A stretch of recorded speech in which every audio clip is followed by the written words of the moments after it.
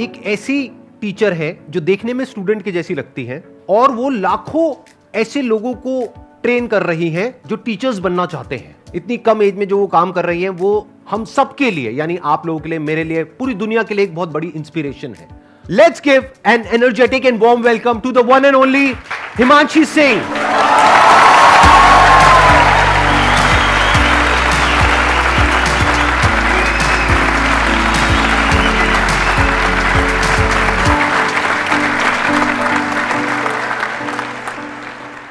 आपने 6 साल पहले अपना YouTube चैनल शुरू किया था लेट्स लर्न के नाम से। इनफैक्ट ये नाम ही कितना कमाल का है, यानी ये सिर्फ सिखा नहीं रही हैं, सीख भी रही हैं। इनके लाखों सब्सक्राइबर्स हैं और करोड़ों व्यूज हैं इनके चैनल पे, यानी कि लाखों लोग इनको देख करके टीचर्स बन गए हैं।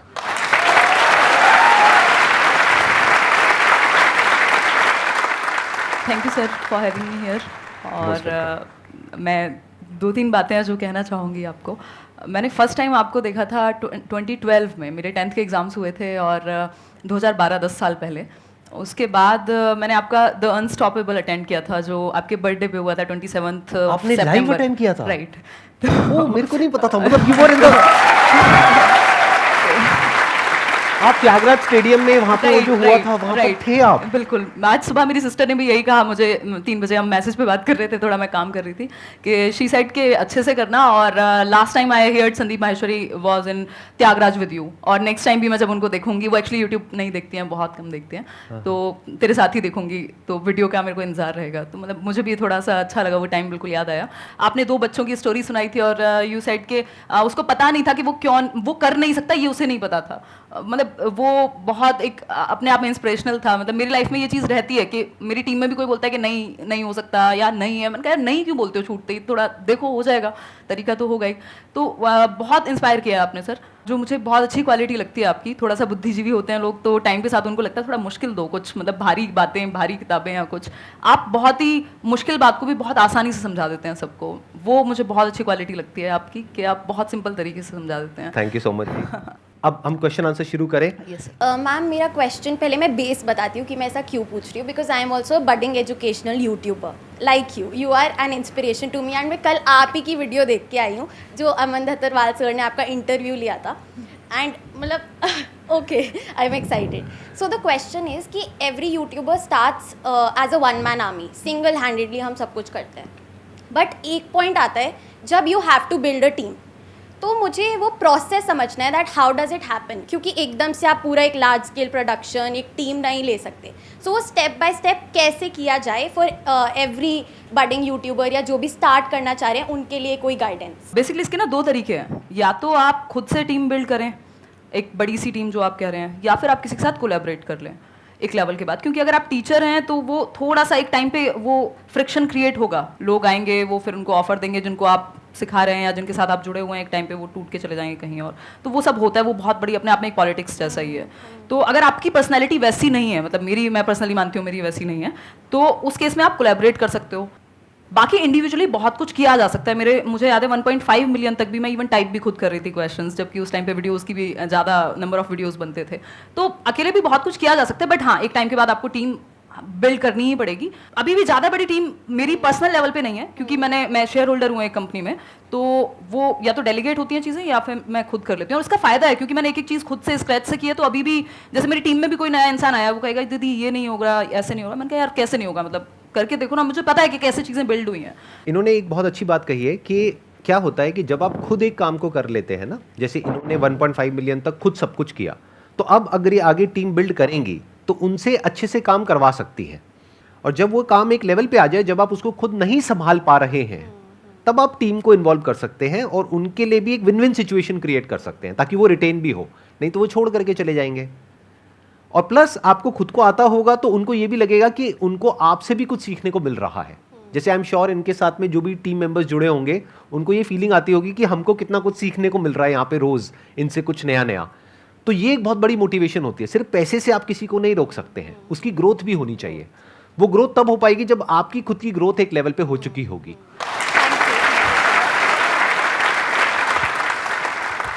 सर मैं एक डिफेंस एस्पिरेंट हूँ और मैं सीडीएस टारगेट कर रहा हूँ। तो सर प्रॉब्लम है कि अब सीडीएस मैं टारगेट कर रहा हूँ तो 2 केसेस हो सकते हैं, या तो एग्ज़ाम क्लियर होगा या फिर नहीं होगा? अगर नहीं होता है तो मैं बैकअप रखता हूँ, जैसे दिल्ली पुलिस सब इंस्पेक्टर या कोई भी गवर्नमेंट जॉब। तो मैम अब मैं क्या करूँ? या तो CDSE सिर्फ टारगेट करूँ एक एग्ज़ाम, या फिर सारे में एग्जाम्स टारगेट करता चलूँ कि नहीं दिल्ली पुलिस भी देखूंगा, मैं CGL भी देखूंगा, तो क्या करना चाहिए मुझे? इसके दो तरीके हो सकते हैं। एक तो ये हो सकता है कि आप जो कॉमन सब्जेक्ट्स होंगे, ये जैसे रीजनिंग है, मैथ्स है, ये हर जगह पे आते हैं, बिल्कुल है। तो वो तो आपके एक ही जगह से तैयार हो जाएंगे। अगर आप CDS की भी, सिर्फ CDS की भी तैयारी कर रहे हैं, तब भी वो हो जाएंगे कवर। कुछ चीज़ें अलग होंगी। तो मुझे लगता है कि अगर आपके जो कॉमन सब्जेक्ट्स हैं उनको आप पैरेलली प्रिपेयर कर रहे हैं, और एक टाइम के बाद आपको लगता है पहले आप CDS पे ही फोकस रखिए, उसके बाद आपको लगता है कि CDS एक लेवल का तैयार है, तो जो बाकी एग्जाम्स भी, क्योंकि ऐसा नहीं है ना, हमारे हाथ में नहीं है कंट्रोल कि कब आएगा एग्जाम कौन सा, तो हम फिल तो सारे ही करेंगे, एटलीस्ट जो सेम कैटेगरी में हैं, आसपास के हैं। तो उस केस में जब आपने जो कॉमन सब्जेक्ट्स हैं वो पढ़ लिए होंगे, जो आपका मेन एग्जाम है, जो आपका प्लान है, जैसा कि आप कह रहे हैं, और उसके बाद जो बाकी बचे हुए कुछ सब्जेक्ट्स ही होंगे, थोड़ा बहुत ही चेंज होता है, वो आप जब वो एग्जाम आने वाला हो उस दौरान तैयार कर सकते हैं। तो दोनों चीजें हो जाएंगी। बट एक टाइम पे मतलब एटलीस्ट 6 महीने 3 महीने तो आप एक एग्जाम को प्रॉपर दीजिए, ताकि एक लेवल आपका तैयार हो जाए कॉमन सब्जेक्ट्स का। बिल्कुल मैम। और सर सेकंड केस हो सकता है कि मैं क्लियर कर लूँ, तो देन सर मुझे SSB के लिए जाना होगा। SSB सर अब एक साइकोलॉजी टेस्ट होता है, पर्सनल टेस्ट। तो सर अब मैं अपनी पर्सनैलिटी एक ऑफिसर जैसे कैसे बना सकता हूँ? मैं कैसे अपना जो सोचने का तरीका है एक ऑफिसर जैसा कर सकता हूँ? आपको क्या करना है, ऐसे लोग जो वो बन चुके हैं, जो आप बनना चाहते हैं, जिस भी फील्ड में हैं, उनके आपको इंटरव्यूज मिलेंगे ऑनलाइन।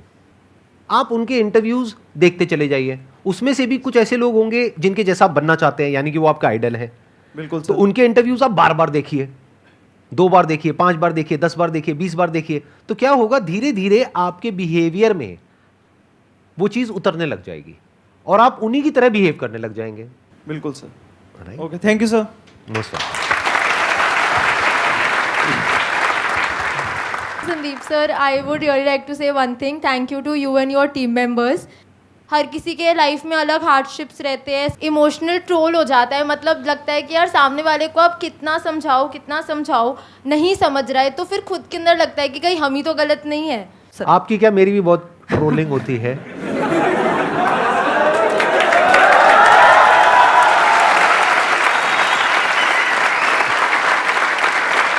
मेरा सिंपल सा इसमें आंसर ये है, लाइफ में हमसे गलती हो जाती है तो हाथ जोड़ करके सामने वाले से माफ़ी मांगो। अगर वो माफ़ कर दे तो बहुत बढ़िया है, अगर नहीं करता है तो आप खुद को माफ़ करो। खुद को कभी ब्लेम मत करो। माफ़ी मांगने से आप छोटे नहीं हो जाओगे, लेकिन खुद को ब्लेम नहीं करना है, क्योंकि गलती इंसान से होती है। हो गई आपसे गलती, यानी आपने कुछ करने की कोशिश करी और लोग आपको उल्टा बोल रहे हैं, तो आपको क्या करना है, ऐसे में आप कुछ मत बोलो किसी को भी, अपने काम को बोलने दो।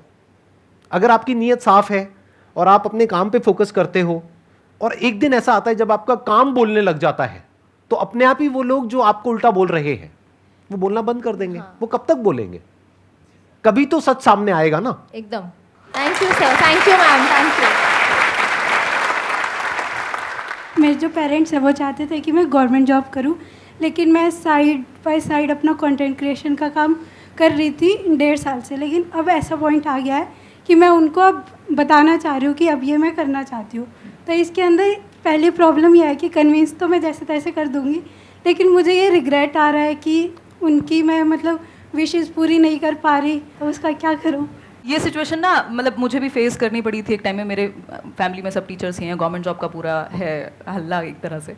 तो अभी आप किस स्टेज पे हैं ये उस पर भी डिपेंड करेगा कि आप अभी कैसे देख रहे हैं, आपको आगे तक का फ्यूचर कितना नज़र आ रहा है और कितना कॉन्फिडेंस है कि इस चीज़ में मतलब कर लोगे। देखो इसमें 2 सिचुएशन हो सकती हैं। एक सिचुएशन ऐसी हो सकती है कि मैंने एक टाइम पे पापा को बोल दिया था कि मुझसे होगी नहीं जॉब ना, मैं 6 घंटे में खुश नहीं हो पाऊंगी, मतलब मैं कर ही नहीं पाऊंगी, मेरा दिमाग इतना एक्टिव रहता है अब कि मैं शायद वो उतनी शांत लाइफ नहीं हो पाएगी।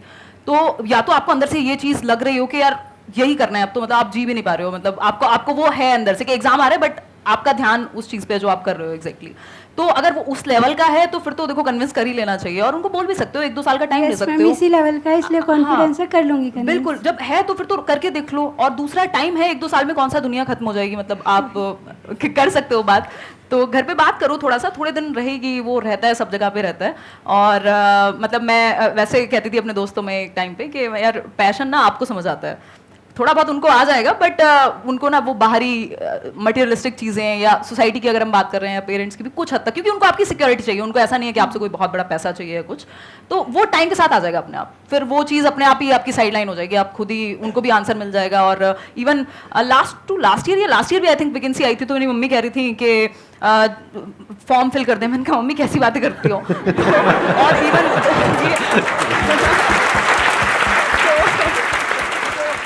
और मैं आपको एक चीज और बता देता हूँ जो आप में से बहुत सारे लोगों को पता नहीं होगी, लेकिन मेरे को पता है। यहाँ पर कोई गेस्ट आते हैं तो मैं पूरी रिसर्च करता हूँ उनके ऊपर। तो मैंने आपका एक दूसरा चैनल भी देखा है, एक तो आपका लेट्स लर्न वाला है, एक आपका व्लॉग्स वाला चैनल है। तो मैंने व्लॉग्स वाले चैनल में देखा अभी रिसेंटली आपने ऑडी परचेज करी है, if I am not wrong, उसके बाद भी आप समझ पा रहे हैं ना? हाँ, तो इसलिए थोड़ा रिलैक्स रहिए, घर वालों को धीरे धीरे समझ आएगा। जब आपके पास 2-4 प्राइवेट जेट आ जाएंगे तब हो सकता है वो आपको भूलना बंद कर देंगे। तब तक सुनते रहिए, आराम से सुनते रहिए। साइड में आप तो है मोटिवेट करने को, जब साइड में मैं तो हुई, मैं तो साइड में ही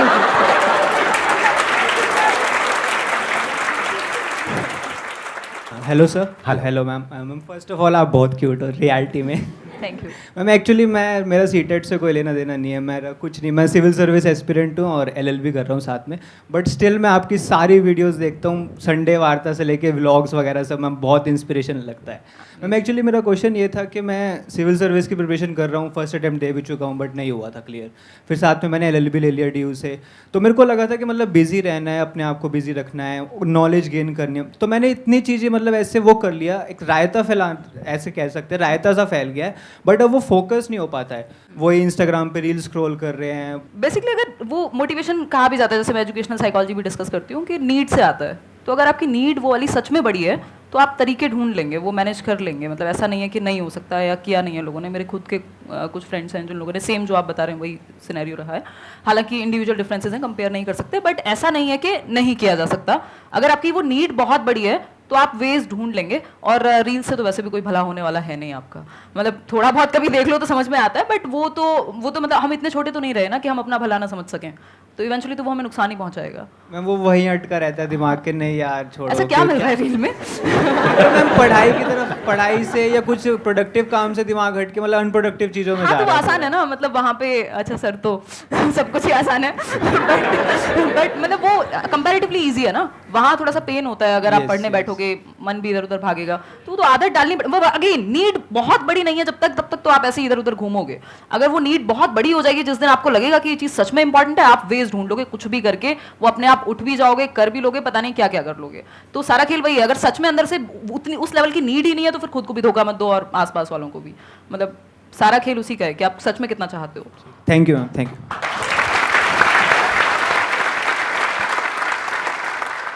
मेरे साथ ये हैबिट है एक तरफ से कि मैं अगर कोई पर्टिकुलर डेस्टिनेशन पे हूँ, कोई जॉब अगर मैं कर रही हूँ, कोई मैं डेजिग्नेशन कर रही हूँ अभी, तो मैं उसको ना ज़्यादा देर तक मैं कैरी नहीं कर पाती, मेरा इंटरेस्ट ख़त्म हो जाता है बहुत ही ज़्यादा जल्दी। जो कि मेरे फ्रेंड्स कहते हैं तुझे चीज़ों को कैरी करना चाहिए, और मेरे पेरेंट्स भी इस चीज़ को लेकर मुझे काफ़ी कहते हैं तेरा काफ़ी रिसेंटली मैंने भी CA के लिए अटैम्प्ट किया था, फिर मेरा दिमाग मतलब हट गया, वहाँ से प्रॉपर डाइवर्ट हो गया, फिर मैंने कस्टमर सपोर्ट ज्वाइन कर लिया, तो मेरा इंटरेस्ट बहुत जल्दी लॉस हो जाता है, और इसकी वजह से मुझे काफ़ी ज़्यादा प्रॉब्लम्स भी फेस करनी पड़ रही है, क्योंकि मेरा करियर एक तरफ से रुक गया है, हर जगह मैंने हाथ मार लिया और कुछ भी नहीं है मेरे पास अभी।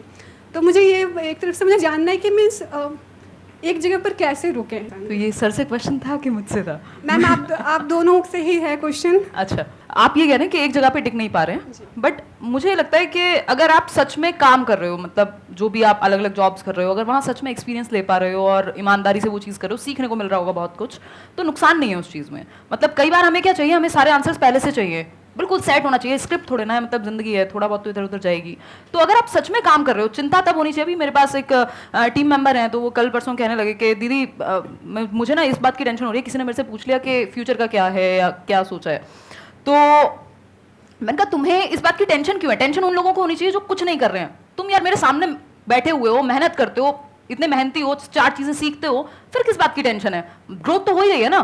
तो जब कुछ ना कुछ कर ही रहे हो तो फिर नुकसान तो नहीं होने वाला, एटलीस्ट कुछ ना कुछ तो कर ही लोगे, मतलब वो सीख तो रहे हो ना एटलीस्ट। तो वो सीखना इंपॉर्टेंट है। अगर आपको अभी नहीं मिल रहा जवाब के एग्जैक्टली क्या करना है, मिल जाएगा, बट प्रोडक्टिव अगर आप हो, सच में कुछ कर रहे हो मेहनत से, तो इवेंचुअली सही दिशा ही होगी। ऐसा नहीं है कि कोई कि मतलब आप गलत जगह पे जा रहे हो। वो प्रॉब्लम तब है जब आप बैठ के डे ड्रीमिंग कर रहे हो।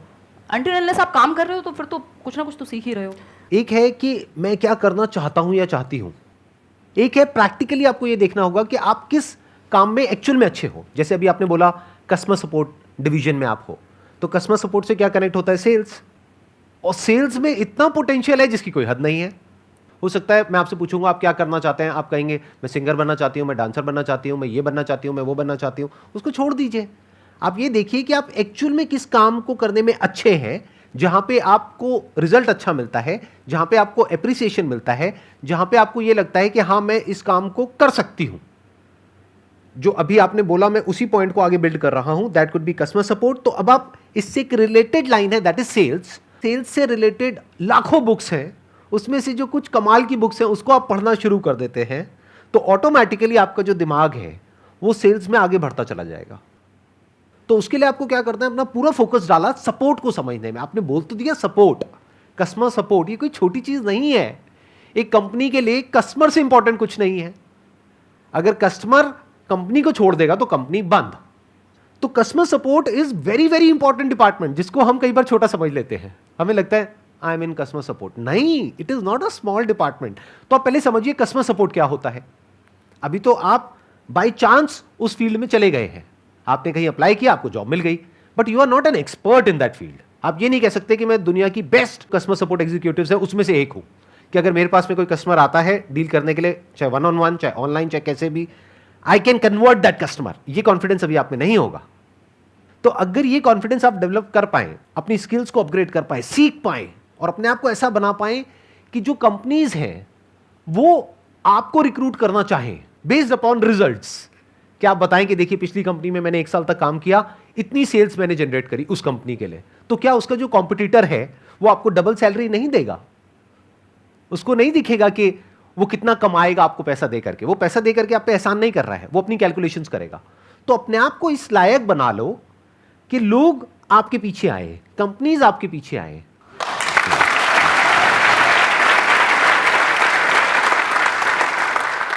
Ma'am, as you said that you used to live near a village type area and you started at a very young age. Right. So I want you to share the both supportive and unsupportive sides of the society. जो आपका ये question है कि supportive और unsupportive, जैसे ही हम जो traditional ways नहीं हैं, जो थोड़ा सा हटके हैं, आउट ऑफ द बॉक्स चीज़ें हैं या अभी उतना कॉमन नहीं है, उन चीज़ों में जाते हैं तो कई बार लोगों को समझ ही नहीं आता। इवन मैं अभी कुछ टाइम पहले अपनी नानी से मिलने गई थी, तो वो 90+ ईयर्स की हैं, तो मुझे पता नहीं कितना टाइम लगा उनको समझाने में कि मैं क्या करती हूँ, और उनको कितना ही समझ आया होगा अभी भी मुझे पता नहीं है।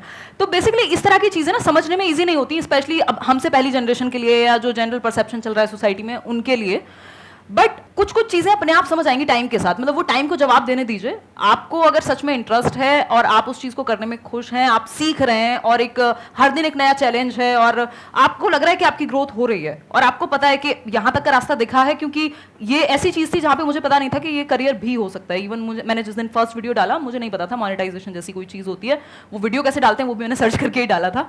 तो उस केस में वो आप जहाँ तक का रास्ता दिख रहा है उतना एटलीस्ट उस चीज़ पे फोकस करो और देखो आपकी फील्ड में कुछ लोग अगर हैं, तो अब तो है ही एटलीस्ट इस तरह की चीज़ों में, तो आप उनको देख के भी सीख सकते हो कि क्या अपर लिमिट है या फिर मतलब किस तरह से आप चीज़ें करोगे। तो सपोर्टिव और अनसपोर्टिव, कई बार जो लोग आपके क्लोज मतलब सर्कल में है, जो फैमिली है, तो उनको पता है यार ये रात को मेहनत करती है। उस टाइम पे आवाज़ आती थी दिन में तो मैं रात को रिकॉर्ड करती थी रूम बंद करके ताकि सब सो रहे हैं, तो वो उनको समझ में आएगा कि यार ये मेहनत कर रही है और ये सच में या कर रहा है, सच में ये चीज़ में इंटरेस्टेड है, तो वो कुछ हद तक आपको सपोर्ट करेंगे।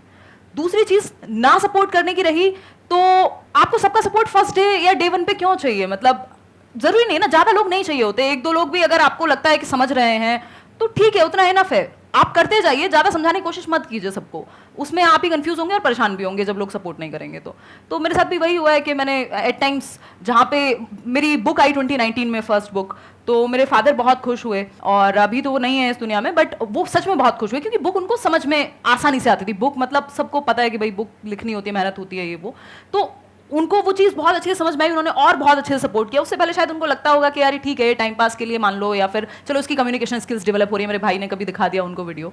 तो वो सपोर्टिव अनसपोर्टिव दोनों चीज़ें रहेंगी, बट आपको फोकस काम पे ही रखना है।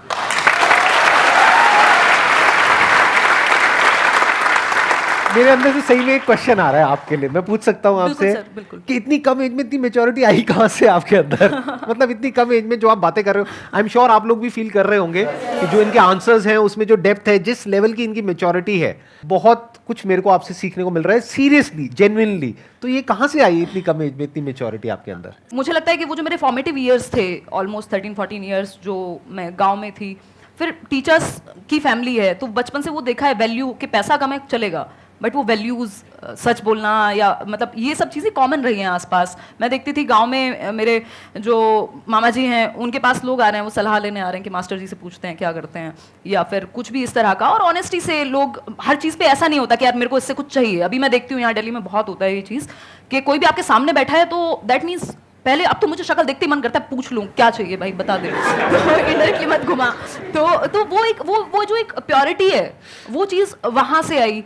फिर फादर भी हमेशा उसी तरह की बात, फैमिली बहुत ज्यादा मैटर करती है मतलब इस चीज में मेरे ये। और दूसरा जो एक्सपीरियंसेस रहे हैं अलग अलग तरह के, क्या ये जो आपने स्क्रैच से अपना ये शुरू किया और अपना ये पाथ बनाया और 6 साल में जो कुछ भी किया, उसने भी एक बहुत बड़ा रोल प्ले किया होगा सर? उसने क्योंकि वहाँ पे आपने ये बहुत कुछ सीखा होगा वहाँ बिल्कुल से। सर, बिल्कुल ये बात आप सही कह रहे हैं कि मतलब मैं अभी एक टेड टॉक भी हुई थी तो मैं वही कह रही थी, टाइटल था कि why not to become a millionaire, and I am saying this after becoming a millionaire my self.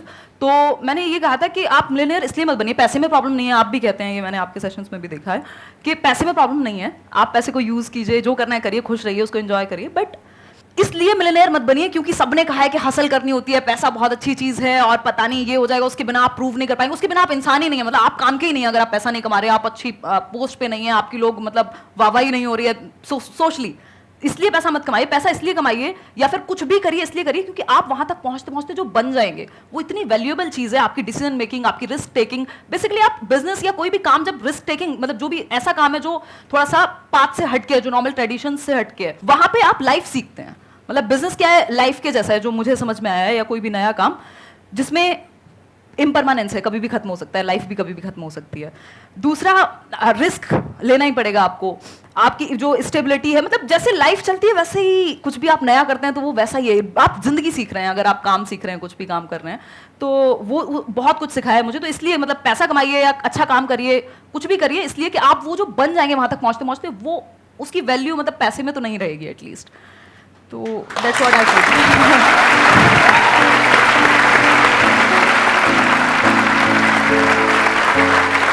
एक टोकन ऑफ एप्रिसिएशन है, आप इतनी दूर से आए हमारे लिए टाइम निकाल करके, this is a thank you for you thank you, from our entire family and our entire team.